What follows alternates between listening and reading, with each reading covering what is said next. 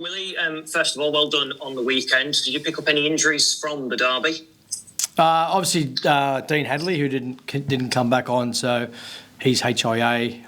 So it's the 10 days that 10 to 12 days that he can't play for. So yeah, he'll miss this week's game. How's he feeling? Is he in good spirits? Yeah, no, he was good. He was fine after the game. Obviously, one of those where he did fail his HIA, but he's been in good spirits, mate. He's training and been in all the meetings and doing. Let's say he's back at training, been in all the meetings and just doing what he needs to do to pass the protocols and get him ready for that next game. But he's in good spirits. That's the main thing. Matty Staunton and Sam Luckley storm track as they were last week. Sam was hopeful for this week, so he's probably unlikely. He's not too far off, so we worked. We sort of probably yesterday was a day that we needed to go. Okay, is he ready to go or he's not? And then probably not ready for this game. But it was always going to be round 3. That was what I was told initially, and then trying to get him back a little bit earlier was more hope than anything. So she'll be back next week. Matty Staunton, Matty will be available for selection this week. Good stuff. Matt Purcell being sin-binned for foul play. Have you had any indication yet from the RFL whether that will lead to a suspension? No, I haven't. But I don't think it's a suspension. I think getting 10 minutes and then whatever they come up with, I think suitable. I think it's enough. It was silly more than anything. It wasn't reckless, and it was I think a bit of a facial, wasn't it? On the subject of Sam, regarding his contract extension, how delighted are you that he's signed 3 years and is now a long-term member at Craven Park? Yeah, really pleased. I've mentioned it before. Sam's a popular player amongst the team. Was well received. Once we announced that Sam was staying for the next 3 years. I've stated that his best rugby's ahead of him. There's no doubt about that. He's going into, I think, his best years. Front rowers certainly play or develop later in their 20s, and it's unfortunate Sam hadn't had a pre-season this year, because I was really looking forward to him developing even more off the back of a strong pre-season. But he's done everything he can, and he's in pretty good shape. So for a guy that hasn't been on his feet for such a long time, so it's a very good signing for the club, and looking forward to to working with Sam going forward. On the subject of the RFL, just mentioned obviously the sin-binning there of Matt Purcell. There seems to be cards flying about all over the place this weekend. Liam Watts at Castleford, seemingly harsh to be sent off in some people's view. What have you made of the new rules and the implementation from the referees, given you've now had this derby to see it in action? Yeah, it's one of those where we know if you get hit around the head, swinging arms, so to speak, then they're going to be red cards, or at least they're going to be yellow cards. But what we don't want to do is go overboard. I think it's like anything. If you need to use cards because the evidence is there, and that's what needs to happen, then we keep using them. But we certainly don't go to that. I suppose my biggest concern is more around. The grounds are wet at the moment. Players, sometimes they don't have time. A bit of late footwork at the line. Someone might be trying to isolate a player, but then they have a bit of late feet to go to another player, and he doesn't react or have time because he thinks he's going into his next defender. Sometimes you can collide, and you can collide with heads and that type of thing. We can't have cards for things like that, for accidents. But the refs will obviously make a call on that. We just need to be mindful that we don't go overboard, but obviously player safety is number one. We all know that you can't hit around the head. Every team would have worked on their tackle tech, but I just think we can't go just going to a card.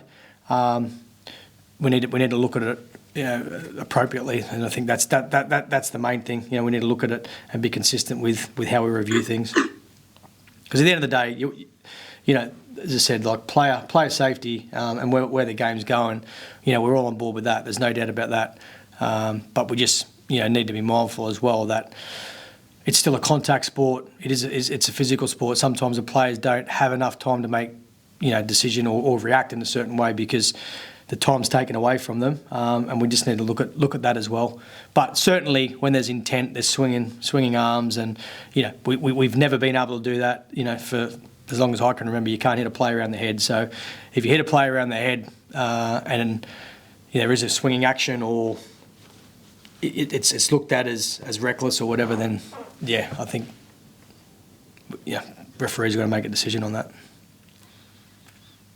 Reflection on the derby, obviously you'd be delighted with your defence, keeping your strongest and fiercest rival to naught. But what improvements would you like to see offensively, having had the chance to analyse? To be honest, when I look back, I didn't mind what I saw with the ball. And the reason why I say that is I thought it was mainly our errors. It was mainly, this time of the year, some silly stuff around play the balls, and there were some cold drops. And so that, therefore, probably made our attack, or what I first thought of our attack, it didn't look as effective. The other work on is just being a bit more patient and sticking to what was working for us.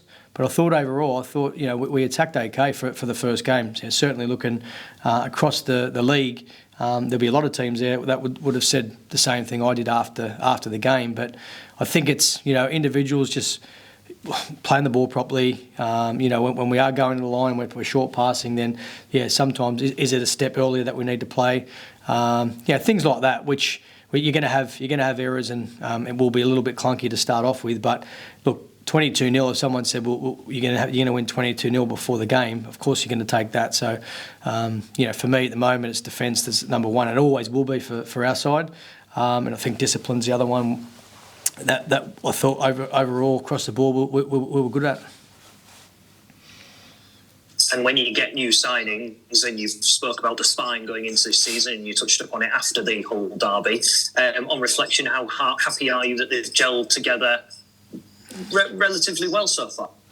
Yeah, it's going to be one of those. It's like you ever looking at the competition, the new spine members in each team. I don't think anyone excelled, round one, but that as a coach, what you want to do is build. We had training today, and we do different scenarios, and the way they handle that scenario as a spine, you'd think that they had been together for a couple of years. So that's really pleasing for me. Already we're growing from one game that we've played. Now we need to do it again on Thursday night. But, we're not going to see the best in our spine. As I said before, round 10 onwards, once they start to get a bit of an understanding of each other, how each other, plays, and how they can complement one another. I'm excited to see where our spine can go. On Petter, obviously, not the greatest of nights in the kicking department for him. Did you have to have an arm around the shoulder with him after the game? Was he in good spirits despite maybe not getting as many, obviously, that he would have liked to? Yeah, I mean, it's fortunately it didn't affect the result. But I've said before the season, look, we know we're going into the season, without a goal kicker that's kicked year in, year out. So what we're trying to do is we're trying to work on that the best we can. And we're doing that. We've done that in the pre-season. We're doing that now. Naturally, kicking in games is totally different to training. We've put players in all sorts of scenarios. We've kicked in all conditions. They've kicked under fatigue. We're doing things away from what they're actually doing with kicking, around mindfulness sort of stuff. So there's a lot going into what we're trying to do to improve that space. And it's, as you know, it's not the finished product, and we need to work out who kicks. It's one of those where we had competitions in the pre-season. Petter, got the better of at training, so we need to work out, who really wants to step up and kick. But as I say, as a coach, I know where there's a gap, in terms of where we're at the moment, but I also know, the effort and the work going into closing that. And as I said, it's how do you get better at it? It's just executing in games, under obviously when the crowd's there. And but as I said, I know, I don't understand where we're at the moment in terms of, and I can understand, people talking about last Thursday night with our goal kicking. But all I'll be focusing on at the moment is what Petter does for us around the place and what he'll do for us on the field. So he's an important part. I said it before the game, and I'll say it now. He's going to be a really, really important part to what we do, going forward. And goal kicking for me, we're working on it, and we'll just keep doing that. So as long as obviously you get as many tries as you can, you've got the opportunity again on Thursday to put away a Leeds Rhinos team. What have you made of them in pre-season? Obviously, you had your opportunity at Headingley to really study them. Were they as you had expected tactically? Leeds are defending more resilient than last year. I think even though they only sort of just won, I thought the way they won or came back into the game, they weren't in front for long periods of that game. Was only the back end. So that's a good sign for them. So certainly they've purchased well in the pre-season. It's going to be a good tough game, and we're looking forward to it. So we played them a couple of weeks ago, and now they're coming to our place. It's the first game for us at home, and we're really looking forward to coming back home. And the East stands are sell out. I think we've only got a few left in the North. So it's going to be buzzing on Friday night or Thursday night at our place, and we're really looking forward to coming back home and hopefully putting a really good performance in. And the players obviously must be itching. Obviously, when you have your first home game, and as you say, you've got all the ingredients, the old school factors of Craven Park to be a real weapon for you this season as you look to go that one step or two steps further in what you would like to. Sorry, I missed that last part, James.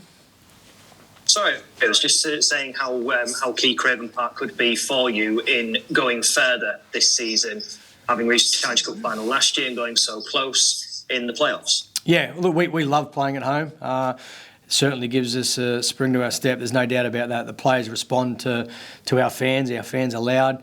It's a ground that other teams don't really enjoy coming to, So, but in saying that, they know, other teams will be aware that it's a tough ground to come to, and they'll prepare that way. So again, we control us, and for us to win Friday on Thursday night, we need to take another step to what we did last week and build on what we did, and then we'll give our fans something to cheer about.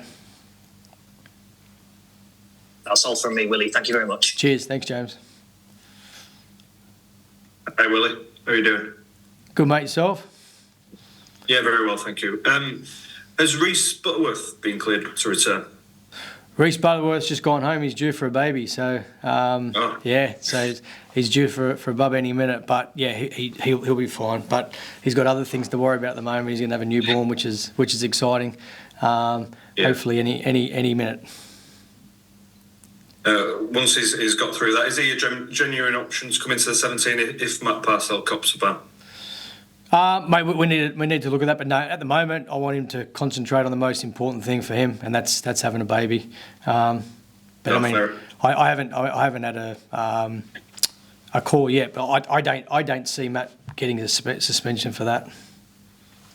No, fair enough. Just on the disciplinary stuff, I think it was 13 cards in round one. Is that what the kind of figure you were anticipating as a coach, given all the chats you've had about it in the off season?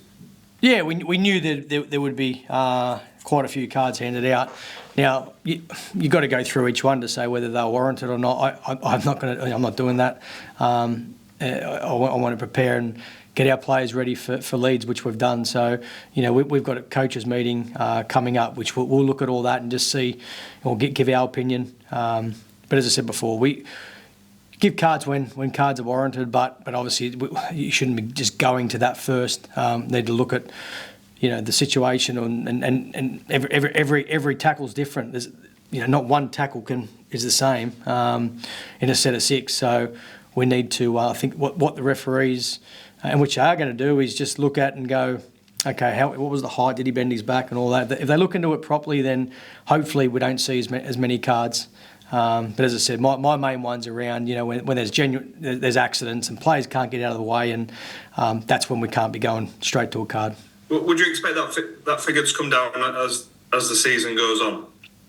Yeah, I mean, I'd like to. As I say, like anything, if it's warranted, you give a card. But I'd like to think there's two things that, us as staff and the players will keep working on what we're doing across the board, which I know all teams are, all coaches are working with their players. But then again, the referees need to look at it and go, sometimes there are accidents, in a game, in the way that the play and the line speed and everything like that. So overall, yes, the answer is yes. We don't want to have cards every week that aren't warranted. Yeah, as a coach, or any time. What's that? Sorry, I said or any time. As a coach, are you stressing the importance of being among the most disciplined sides in the competition, because it could make a big difference this season, couldn't it, as we saw in round one? Yeah, definitely. I mean, every coach would be doing that. I'm certainly doing that with our players. We pride ourselves in discipline on and off the field, so it's no different for us. You've got to stick to the rules no matter what you do. So that's what we're looking to do. Yeah. Are you sensing some anxiety from the players, or are they on top of it all?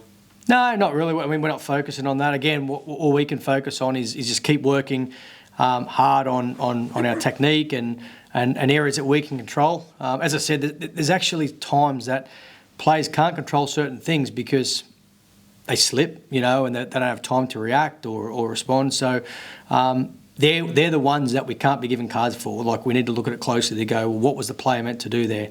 But if a player's doing what they can, and I think the big one for me is the speed that the Super League is played at. You don't have time to sometimes to do certain things. So, they might say about bending your back and all that sort of stuff. Well, yeah, that's what we're teaching every day, but you've got time to do it. In games, there's times that they don't, So we need to look at it, closely and go, was that a genuine accident? Sometimes they're gonna slip up. Now, we all know and we're all aware you can't touch the head. Like, we are aware of that. But as I said, mate, I haven't had to look through each one yet. But it's something that I'll leave to the RFL, and then in our coaches meeting we'll obviously have our say. After we do the first couple of rounds. Yeah, Craig Lingard was saying something similar. Just taking that Liam Watts one as an example. Can you have some sympathy for him there? Yeah, well, there are examples where, and again, I haven't looked at it closely, but at times you need to tackle to get someone's running out. You need to tackle together. Now, have a look into that pitch. You're going to be pretty slippery underfoot as well. So, and again, I don't know the exact. In that case, I think you got him around the head with the shoulder, but I don't know whether the player went down or he didn't bend enough or what the reason was. But,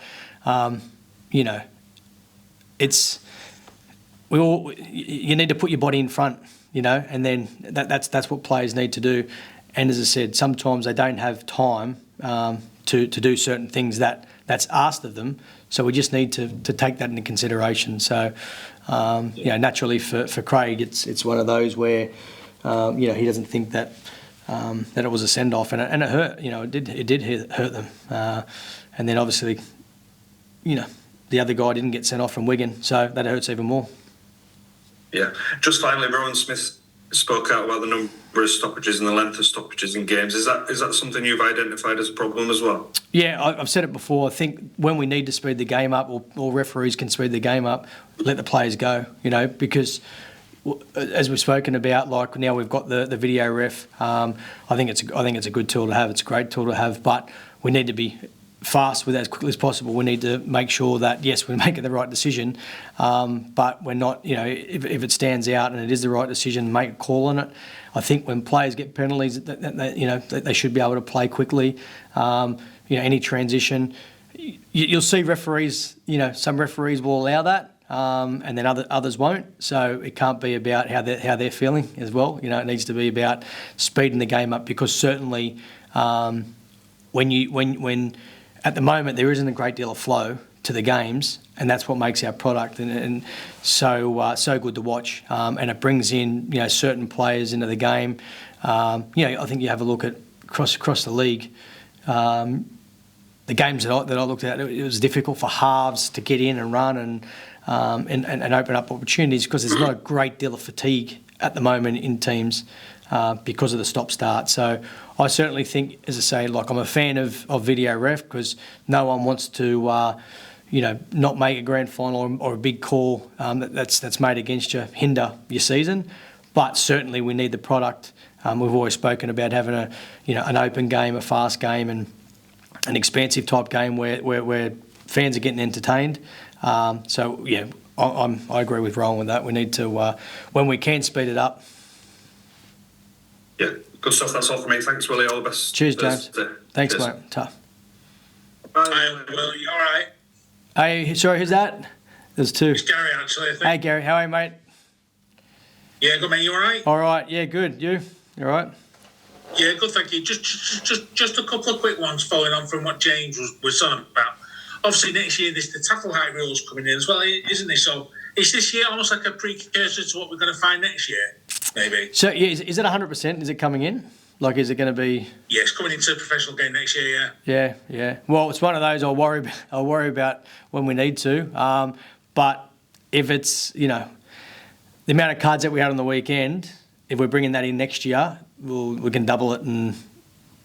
there's going to be far more. So again, I'm all for player safety. I'm all for where the game's going.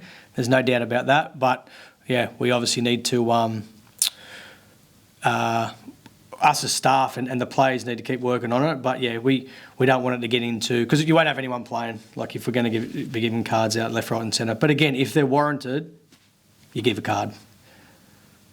And just one last one on the kicking thing. You're working with the kicking coach. Is it Joe Ford that's in at the moment? Yes, mate. Yes. Is it a thing about technique, or is it purely sort of producing it under like the pressure of the atmosphere of the crowd on your back and everything?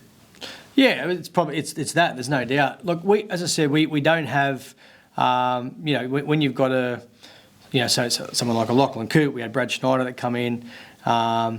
They're kickers. They kick every year, no matter what team they play for. They kick. So we don't have that, and we haven't had that. So when you've got a bit of a gap in an area, you need to work extremely hard to close that gap. So that's what we're doing at the moment. Now, as I said, these guys haven't kicked in games a great deal. The ones and we've got four guys that are working hard at training. So as I say, it's going to be one of those where we just need to keep working with them and control everything we can, and then once the players feel and kick under pressure or in situations with crowds and scoreboard pressure, that's how you get better. That's the only way to get better because Petter comes on Monday and he kicked his first four from all over the park. Petter can kick, but then there's a lot of different things and factors that happen in the game. So it's a work in progress. There's no doubt about that. Like we're working hard on it, and again, I'm not going to put any added pressure. You're not going to hear any added pressure, because all we can control is what we can control and help them the best we can. And if those guys are working hard, they're obsessed to get better because you need to and they want to do it. That's all I ask for. And then, hopefully, like in anything, you get better and you improve. So we're aware where we're at. We're aware that obviously it needs a lot of improvement as well. Belting. Cheers, Willie. I'll pass you over. Thank you. Cheers. Okay, Willie, just a couple of quick ones. Just sorry to bang on about the kicking. Obviously, you've got Petter and Batch. You said 4 guys were working in training, so who else is in the frame for kicking? Yeah, Jez and Mikey. Okay. Will there be a point where you decide we're not getting the kicking right, I'm going to have to look elsewhere, bring a kicker in, or is that not something you really want to do?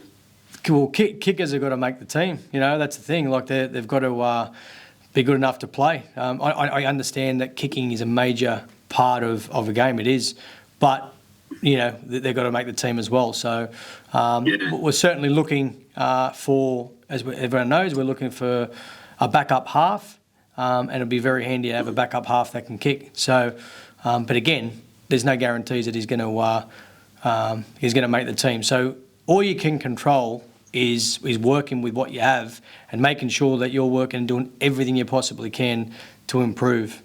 That's it. As I say, these guys aren't going to be judged by me on their game around kicking. And Peter Hiku,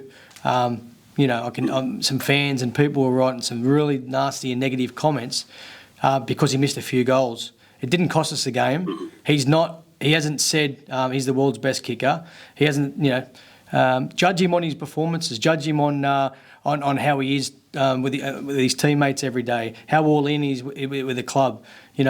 He's all in to make this club better. He's all in to help his teammates become better, and he's all in to improve his game. So they're the things I'll judge him on.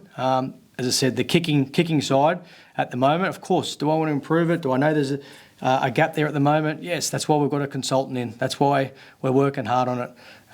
But I think it's unfair that people are going to harp on one game of kicking because, as I said, we might put another kicker in this week, might happen again, might not. But at the end of the day, we just need to work hard to rectify it, which we are. Yeah, you've got four, as you say, you've got 4 players you're trying for kicking. Is it nice to have the options that if you decided to do something different, you've got Niall on the wing, could play fullback, you've got Joe Burgess, could come in, Petty could move elsewhere. You've got a lot of nice problems with players. You seem to have plenty of players who can fill those positions for you. Yeah, definitely. And we're still looking for that other half to complement that as well. So that's what we wanted to do with our recruitment, was to be able to. I think your spine's really important. Obviously, as I said, we're still looking for that half. But yeah, we've got people that can play different positions, and you certainly need to with the competition. It's long competition, and like you said, Niall at some stage this year will play fullback, and Joe Burgess will play on the wing. So they'll get some game time, and different players will play certain positions or different positions throughout the season. Yeah, just one quick one on tackling. How pleased are you that in the first game your players seemed to get it right, and they weren't going in, too high, and they weren't doing the silly things from a discipline point of view that caught the other team out in the first game? Yeah, I was really proud of our discipline overall. There's no doubt about that, but we've got another 30 weeks, so I'm not going to get carried away too early. I want to see it again on Thursday. The important part for me is, and I've said, is getting our discipline right and getting our defence right. So I thought we looked after, we're on top of those 2 areas on last Thursday, but we need to do that again now, this Thursday. But certainly, yeah, I was pleased and proud of the players after the game, with the emotion and the build-up to a derby. You can get carried away, and I was happy after the game with how we handled ourselves. I mean, just first impressions on them, are they what you expected them to look like with the players that they've brought in? Yeah, I think, to be honest, what I've seen, the friendly against us and then the first game, they're a good side. They're going to be a good side this year, there's no doubt about that. They've got quality all across the park, they've recruited well. In short, they're a good team, and they're going to be a good team. So handy players, very good spine, experienced players. So it's going to be an entertaining game on Thursday night when we're up for the challenge.